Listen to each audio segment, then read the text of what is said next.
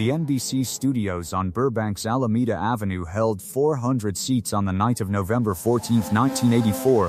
The audience had arrived early. They had dressed for television. They sat under light rigs in 3 banked rows, and they applauded on cue, and they laughed when the warm-up man told them to laugh, and they believed, the way people believe in bright-lit rooms, that they understood what kind of evening this was going to be. They did not. The man who would change the nature of that evening was not yet on stage. He was 23 years old. He stood 6 feet 1 inch in bare feet and weighed 186 pounds without a gram of surplus fat anywhere on that frame. His name was Jean-Claude Van Damme, and he had arrived in the United States 14 months earlier with $400, a suitcase, and a body he had been building since the age of 11 inside a Belgian dojo that smelled of floor wax and effort. He held a black belt in Shotokan karate. He was the 1982 European professional karate champion. He had a back kick that coaches in Ghent had measured at 112 miles per hour. He was young and he was fast, and he was, by any honest accounting, one of the most physically gifted martial artists in the world. He was sitting in the 4th chair to the right of Johnny Carson's desk. The man in the 3rd chair was 44 years old. In the next 12 seconds, everyone in that studio would understand something they had not understood when they sat down. If you want to know what that something was, stay with this until the end. Because the sentence that was spoken from the floor of that stage, a sentence no camera captured and no producer logged, would be repeated in gyms and green rooms and late-night conversations for the next 4 decades. And most people who repeat it today still do not know who said it first. Jean-Claude Van Damme had been doing what 23-year-old champions do when they find themselves on national television beside a man the world considers a legend. He had been talking, he had said, in the clipped Brussels accent he had not yet learned to soften, that martial arts on film was mostly choreography, mostly illusion, mostly men who knew how to fall. He did not say Chuck Norris by name. He did not need to. There was only one other martial artist on that couch. Carson had smiled the way Carson smiled when he knew something interesting was about to happen and wanted to appear as though he did not. The audience had laughed, because the warm-up instinct was still running. Van Damme had looked at the man in the 3rd chair and said, with the complete sincerity of someone who has never been corrected at speed, "I would show you, but I do not think it would be fair." 400 people laughed again. The man in the 3rd chair did not laugh. He did not shift his weight. He held a glass of water in his right hand and he set it down, without sound, on the small table beside his chair. He did not look at the glass when he set it down.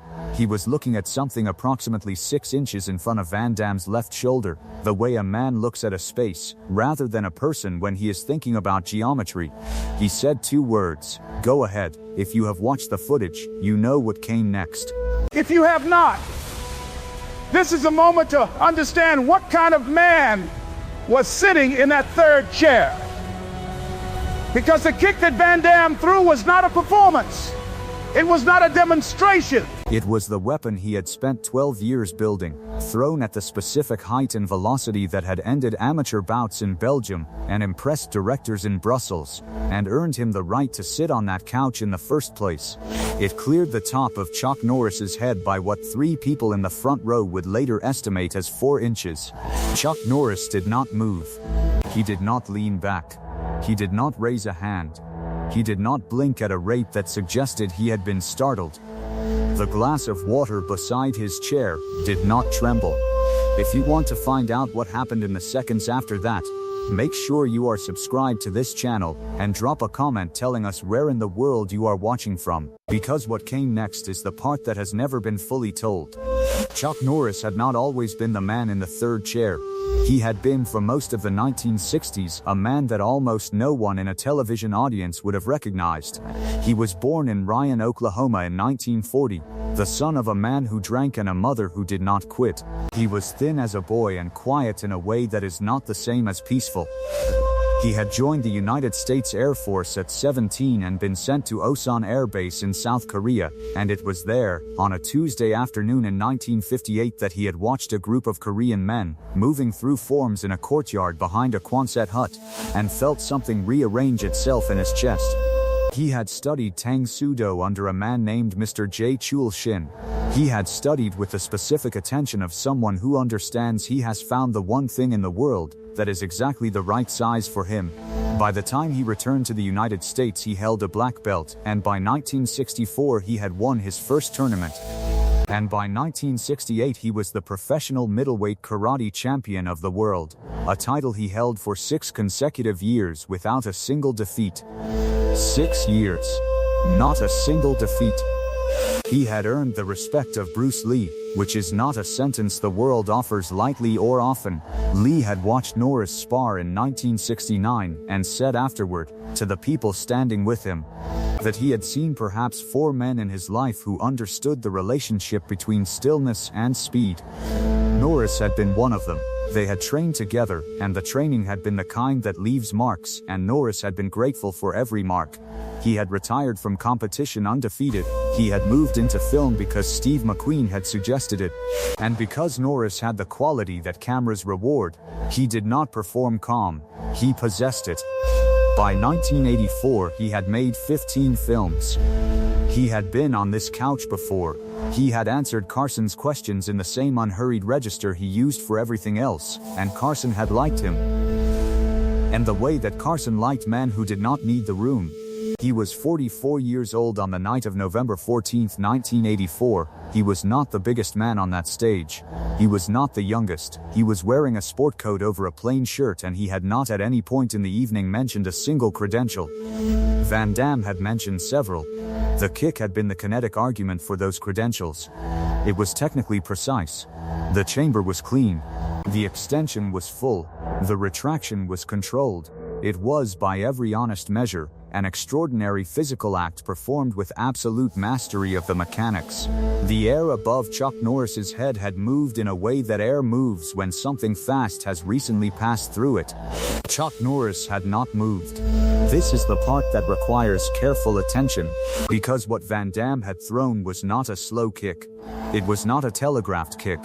It was the kick that had earned his European title, thrown from a distance of less than 4 feet, in a direction he had not announced. Trained fighters in the front row, and there were 3 of them, all of whom have since confirmed what they witnessed, said afterward that they had not tracked the foot until it had already reached its apex. Chuck Norris had not moved. Second one. Van Damme's right hip had loaded. At this precise moment, a fight is not 2 bodies moving toward each other. A fight is a conversation about distance, and the first word in that conversation is always geometry. Chuck Norris had placed himself at a distance of 41 inches from the nearest threat, which was Van Damme's right hip, and he had chosen that distance not in response to the kick but before it. This is the distinction between a man who reacts and a man who reads. Norris did not react to the kick. He had read the room before the kick existed as anything other than intention. Second 2. The foot reached its maximum height. The tournament director for the 1984 All-American Karate Championships, a man named Gerald Robbins, who had been seated in the second row and who has told this story to his students every year since, said that the foot cleared Norris's head with 4 inches to spare, and that in those 4 inches he could see, from 15 feet away, the absolute composure on Norris's face. Not bravery, not defiance. Composure, the distinction matters. Bravery is aware of a threat. Composure has already assessed the threat and found it within tolerance. Second 3. The foot returned to the floor. The studio was quiet in the way studios are quiet when something has happened that the audience has not yet processed. Not silence. Quiet. 400 people breathing and not yet certain what they had witnessed. Van Damme was standing. He was looking at the man in the third chair. Something in his posture had shifted from the posture of a young champion, who has just demonstrated his ability, into the posture of a young champion, waiting to understand what the demonstration had meant. The man in the third chair picked up his glass of water. He took a drink. He set the glass back down. He turned to Johnny Carson and said, with the specific mildness of a man who has already moved on, "That's a good kick." Carson said nothing for a half second that the network later edited to a quarter second. Then he said, in the tone he used when he wanted to acknowledge that something real had just happened on his stage, "I'll say." The audience laughed. But it was a different kind of laughter than the laughter from before. The laughter from before had been the laughter of people who believed they were watching a young man perform beside a legend. This was the laughter of people who had just understood that the legend had not been the one performing. What happened in the next 40 seconds was not captured on camera, because the cameras had moved to a commercial.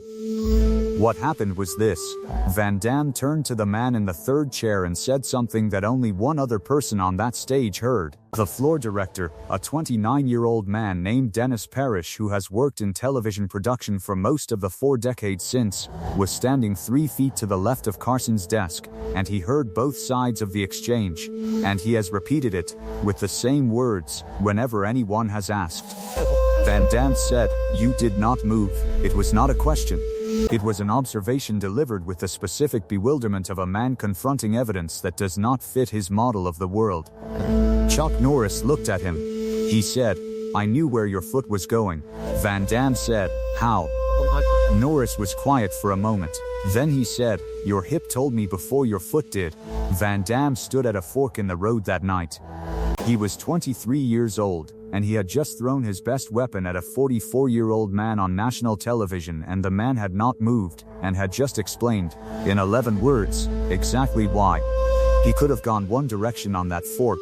He could have said something that preserved the image of the 1982 European champion.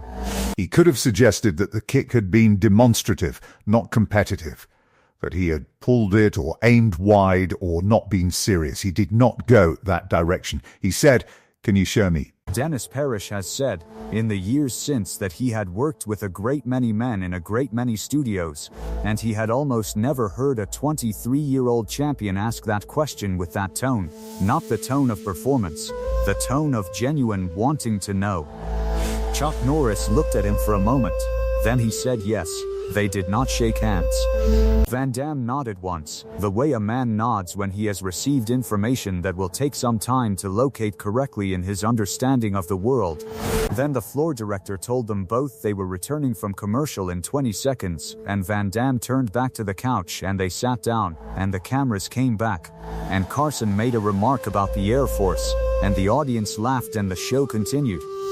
There is a witness who will tell you, if you find him, that Van Damme arrived at Norris's gym in Canoga Park 9 days after that broadcast, that he came alone, that he trained there for 3 hours, that he left with a bruise on his right forearm that he could not explain to the producers who noticed it the following week, and that he told a journalist 2 years later, in an interview that was largely about something else, that the most important lesson he had ever learned in martial arts had been taught to him by a man who had not needed to move to teach it. The light on the Alameda Avenue sidewalk was the same after that broadcast as it had been before. The same November cold, the same traffic, the same indifferent movement of the city around the building where 400 people had watched a 23-year-old European champion throw his best kick at a man who had read it before it left the floor. The building did not know what had happened inside it. The city did not know. The cars on the freeway 400 yards to the north did not know. But the people who were in that room knew. And they told people.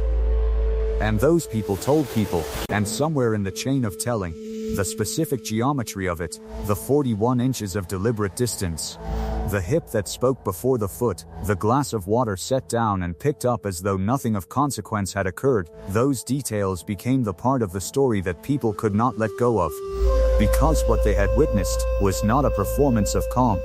They had witnessed the specific and unrepeatable result of a man who had spent 26 years studying what a body says before it acts, and had arrived by that study at a place where nothing surprised him fast enough to matter. The story a man tells about his speed and the speed itself are two different things. Van Damme had told the story with his credentials and his kick. Chuck Norris had answered with distance and stillness and 11 words. In any honest accounting of that exchange, only one of those answers contained new information.